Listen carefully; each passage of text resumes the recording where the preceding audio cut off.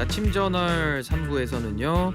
여론을 좀 짚어봅니다. 배종찬 인사이트K 연구소장님 또 김봉신 메타보이스 부대표님과 함께 지난 한 주간의 숨가빴던 여론 동향 자세히 살펴보도록 할 텐데요. 두 분 어서 오십시오.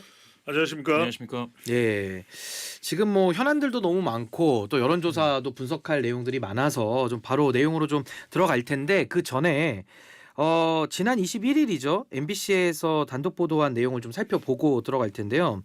지난 대선 기간 때 김건희 여사가 명태균 씨로부터 받은 공표용 여론조사 결과 이걸 좀 사전에 뻗들여서 미래한국 연구소 관계자들이 김 여사가 사고 쳤다라고 말한 내용인데요.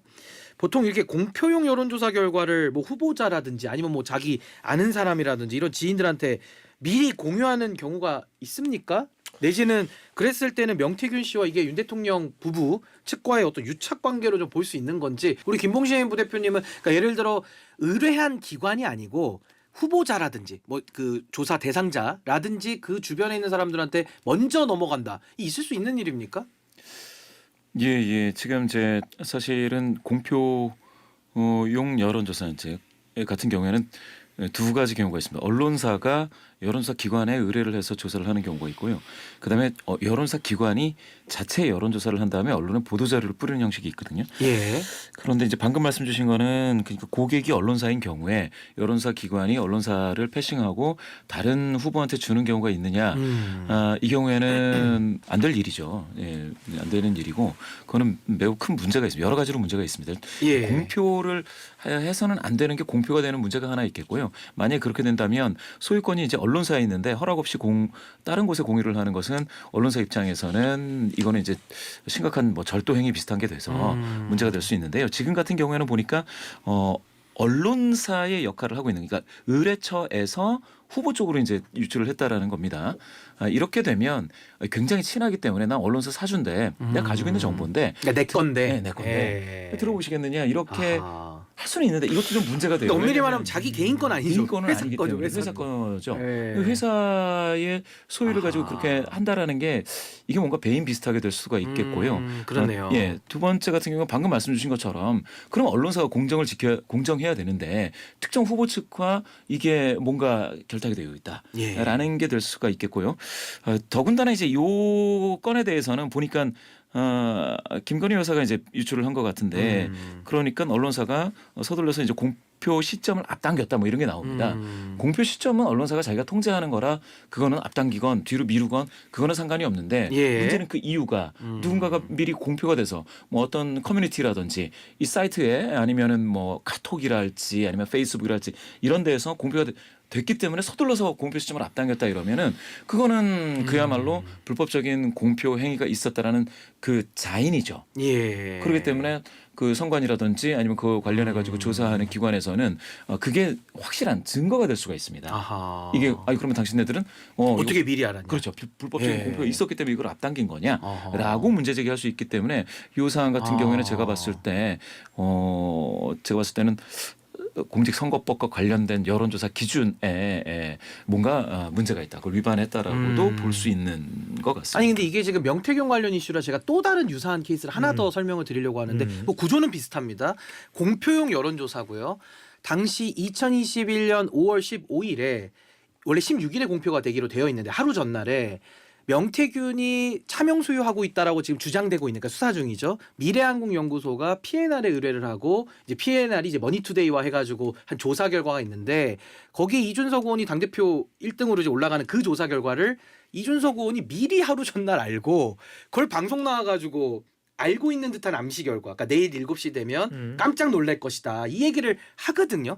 근데 여기에 대해서 나경원 당시 이제 당대표 경선 후보자 경쟁 관계였으니까 이거 어떻게 하루 전날에 알았냐 해명해라. 명태균이 알려줬냐 아니면 누가 알려줬냐 이걸 묻는데 이준석 의원은 아니 원래 이렇게 다 하는 거예요라고 지금 반박을 하고 있던 그 논쟁도 좀 떠오릅니다. 그럼 그것도 문제가 공표용 여론조사를 전날 관련 후보자에게 누군가가 알려줬다라면 그것도 문제가 되는 거 아닌가요? 이건 조금 다른 차원일 것 같은 것이 예. 알려줬다라는 것도 문제가 될 수는 있지만 예. 더 문제가 될 수 있는 것은 이미 그 내용을 알고 있다는 것을 암시하면서 방송에 나와서 얘기를 하죠. 방송에 나와서 예, 이야기하는 유튜브 방송. 이게 결정적인 거죠. 예. 그런데 이게 그냥 뭐 이른바 자기 확신에 찬 그 내용은 근거 없이 한 거라면 모르겠는데 만약에 나중에 이 내용을 확인해 보니까 미리 내용을 다 받고 또 사전에 본인이 방송에서 좋은 결과라는 것을 이미 다 확인하고 있는 알고. 상태에서 조금 유도하는 또 영향을 만약에 줄 수도 있었다고 판단된다면 이건 이제 그렇게 인정이 된다면 예. 영향을 준 것처럼 인정이 된다면은 상당히 문제시가 아니 될 수 심지어 있는 거죠. 내일 7시에 발표된다라고 깜짝 놀랄 거라는 식의 얘기를 하거든요. 그러고서 그 7시에 또 발표가 실제 되는데 이준석 의원 1등으로 나오는 조사가 나옵니다. 미래한국 연구소가 의뢰한 결과가. 정황으로만 보면 그게 이제 딱딱 맞네요. 예. 그런데 아니 이제 요 구조랑 비슷합니다. 김건희 예, 예. 구조랑. 표 소장님 말씀 주신 것처럼 사실은 그게 아니 그냥 깜짝 놀랄 거예요라고 얘기했는데 진짜 놀랄 만한 사건이 되는 이런 우연의 일치일 수도 있겠는데 만약 그게 아니라면 그거는 미리 공표가 됐다라고 봐야 되죠. 그거는 봐야 됩니다. 정확한 건 수치 공개거든요. 예, 수치를 줬냐? 예, 수치가 예. 공개되느냐 여부를 아하. 그거를 한번 보셔야 될 것 같아요. 아니 저 수치가 이 공개- 부분에 대해서는 나경원 의원이 몇 차례 물었는데 이준석 의원은 원래 다 그렇게 아는 거라는 식으로 뭐 하루 전날에 다 아는 거다 이렇게 얘기를 하고 있어서 이 부분은 지금 김건희 여사 관련된 사건과 좀 구조가 유사해서 아마 이런 부분은 좀 더 앞으로 면밀하게 좀 검토를 더 해야 될 것 같습니다. 차기 대통령 적합도 조사 한번 좀 살펴보겠습니다. 이제 후보들은 많은데 제가 한번 일목요연하게 설명만 드리면 한국 갤럽 기준입니다. 뭐 MBS도 순위는 비슷한데 수치가 조금씩 차이가 있고요. 한국 갤럽은 이재명 대표 36%포인트, 김문수 장관 9%포인트, 오세훈 시장 4%포인트, 홍준표 시장 3%포인트, 한동훈 전 대표 4%포인트, 그리고 이준석 후보라고 하겠습니다. 선출이 됐으니까요. 1%포인트 이렇게 나오고요. MBS 기준으로도 순위는 똑같은데 이재명 33, 김문수 10, 오세훈 5, 홍준표 5, 한동훈 4, 이준석 2 이렇게 나오거든요. 이 적합도 조사는 좀 어떻게 이해를 해야 되는지 우리 김봉신 부대표님 말씀 좀 해주시죠. 두 조사는 전부 다 이제 다자를 가상 대결을 한 게 아니고 다자를 전부 다 대상으로 하고 있습니다.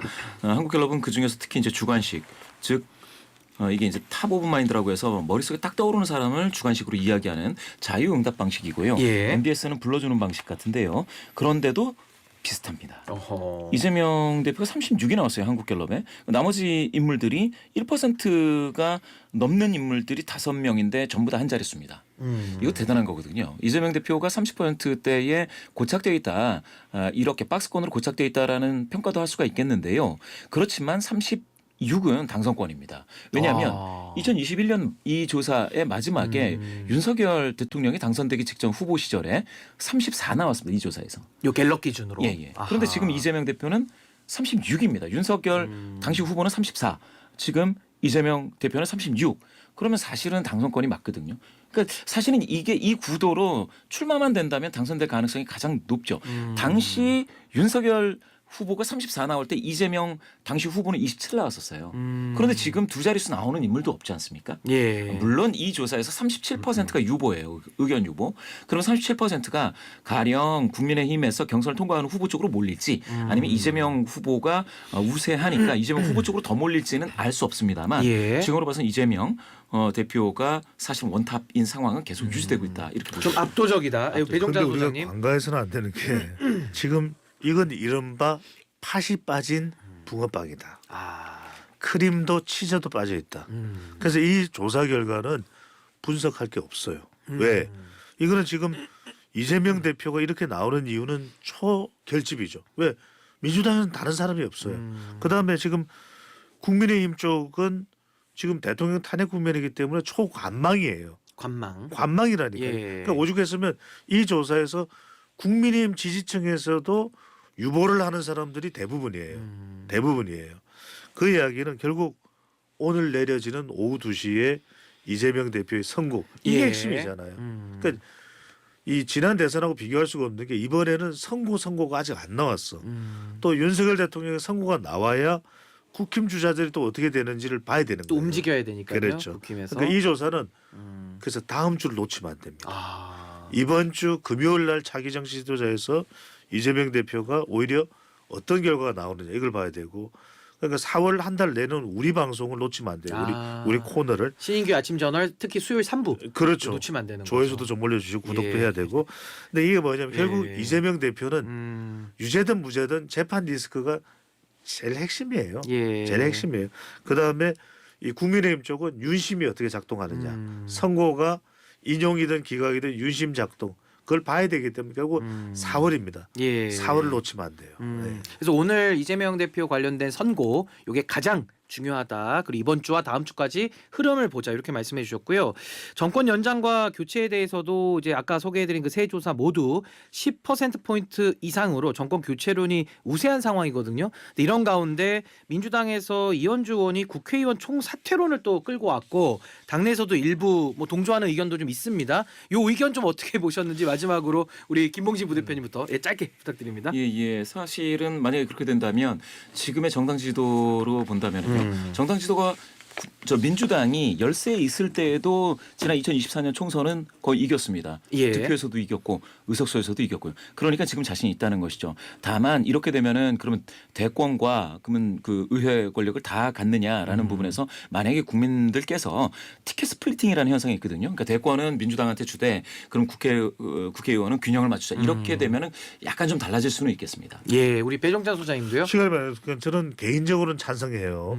왜냐하면 결국 지금 국회도 뭐 썩 좋은 평가를 못 받고 있잖아요. 저는 그는 뭐 여야를 떠나서 다시 한 번 더 22대 국회에 대한 심판을 한번 국민들은 받아야 된다는 생각도 가질 거예요. 하라. 그래서 예. 저는 총사퇴하고 조기 대선으로 만약 하게 된다면 대통령 선거와 같이 하게 되면 됩니다. 그러면서 대통령 선거에 나서는 사람들이 임기를 1년 단축. 예. 그러면 자연스럽게 개헌이 돼버리는 거죠. 따로 개헌할 필요도 없어요. 자동 개헌이 되는 임기를 거예요. 맞춰버린다. 그렇죠. 생각이시고요. 그렇게 가야 저는 새로운 변화가 일어날 수 있고 예. 대한민국의 정치에 또 국민들의 운명의 미래가 예. 새롭게 열릴 수 있다고 봅니다. 자, 찬성입니다. 근데 아무래도 뭐 총사퇴라는 거는 300명 다 동의를 해야 되기 때문에 뭐 현실적인 가능성은 좀 한번 보류를 좀 하고 지켜봐야 될 것 같습니다. 오늘 말씀 여기까지 듣고요. 지금까지 배종찬 인사이트 K 연구소장님, 김봉신 메타보이스 부대표님과 함께했습니다. 두 분 고맙습니다.